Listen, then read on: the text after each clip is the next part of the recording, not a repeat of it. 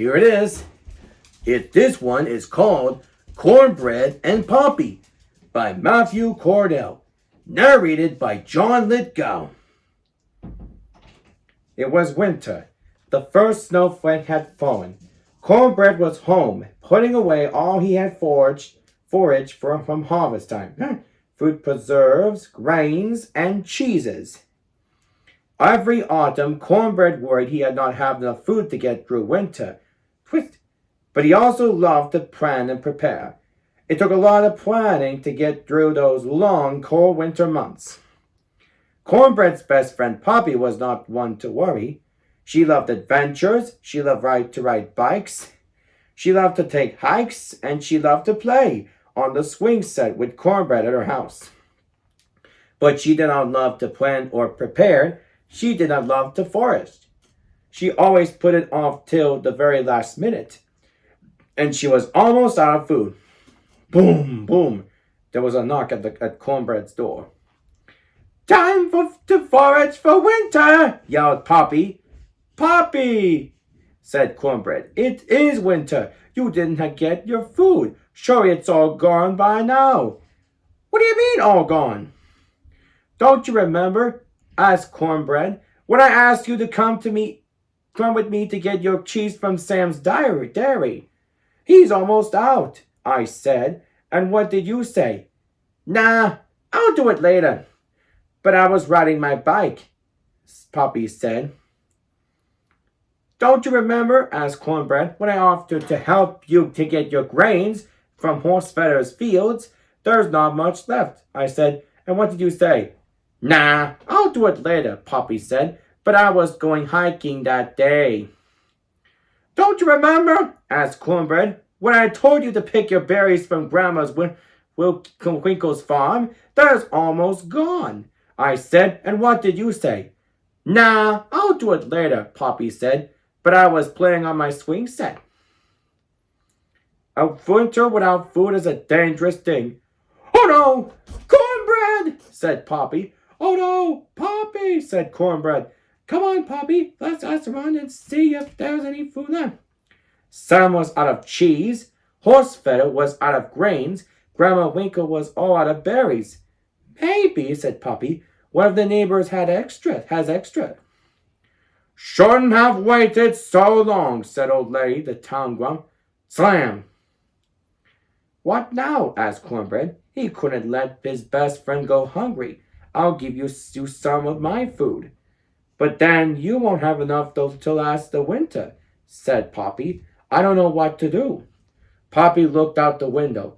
She looked out over the town and past the valley where all the food had already been foraged.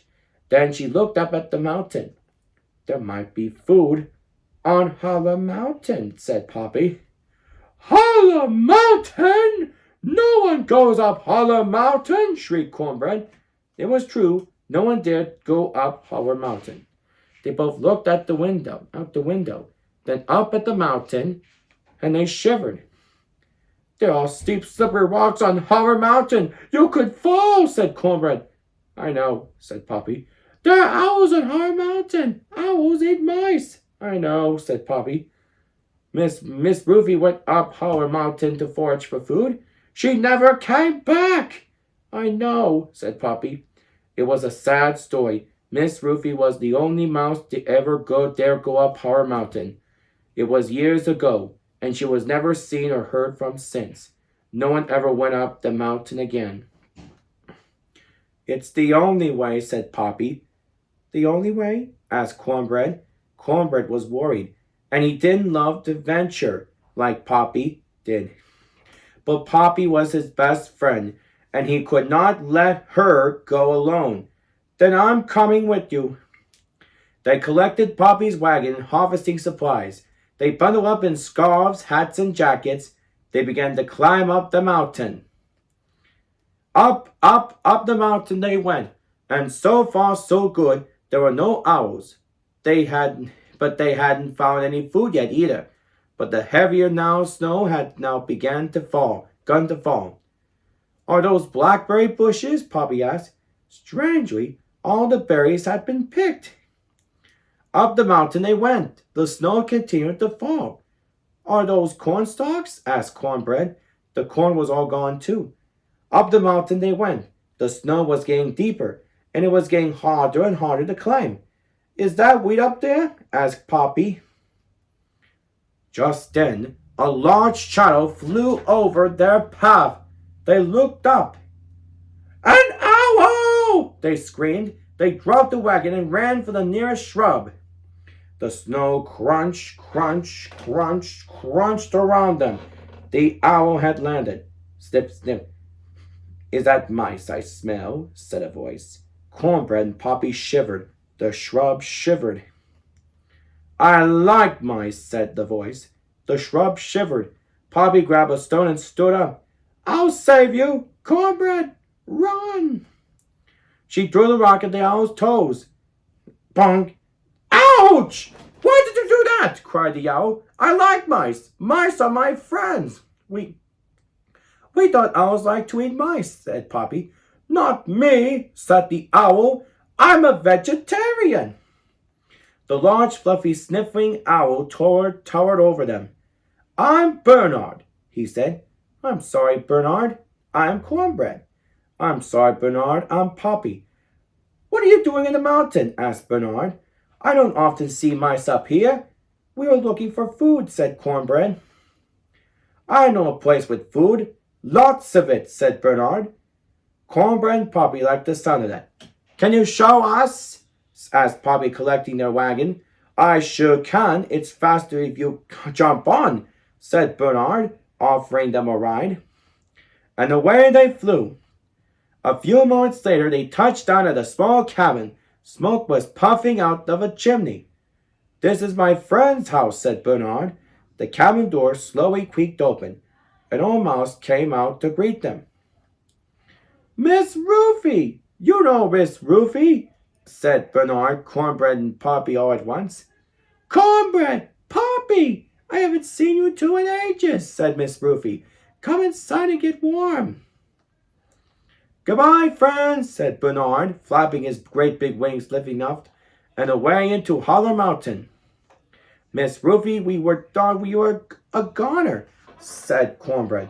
I was a goner, all right. I've gone and moved up here to the mountain. I like being alone, said Miss Rufy. I'm happy finally to have some mice to keep me company, though. What brings you up here anyway? They explained Poppy's food problem. Bernard seemed to think you had some food you could share, asked Poppy sheepishly. Oh, do I? Said Miss Rufy. I've been saving for years. I'm the only mouse who forages up here on Hollow Mountain. Take all you want. There were jars and jars of berry preserves, bags and bags of grain, hunks and hunks of cheese. But you have to have a cup of Miss Rufy's tea before you go, their friend said. It was getting late. Miss Rufy helped Cornbread and Poppy load up the food. She even gave them a canister of her special tea to leave to go. Then she fastened snow skis to their feet and to their wagon for a speedy journey home. Thank you so much, Miss Rufy, said Poppy. You're a real lifesaver. What can I ever do to make it up to you? Just come back and visit sometime, said Miss Rufy. Cornbread and Poppy zipped back down the mountain on the skis. Naturally, Poppy loved it. Cornbread was surprised. He loved it too. It was quite an adventure. Up at Poppy's house, they unloaded and put away all the food. The snow was very deep. Cornbread helped Poppy shovel her walkway. They had a cup of Miss Rufy's tea to reward themselves for a job well done.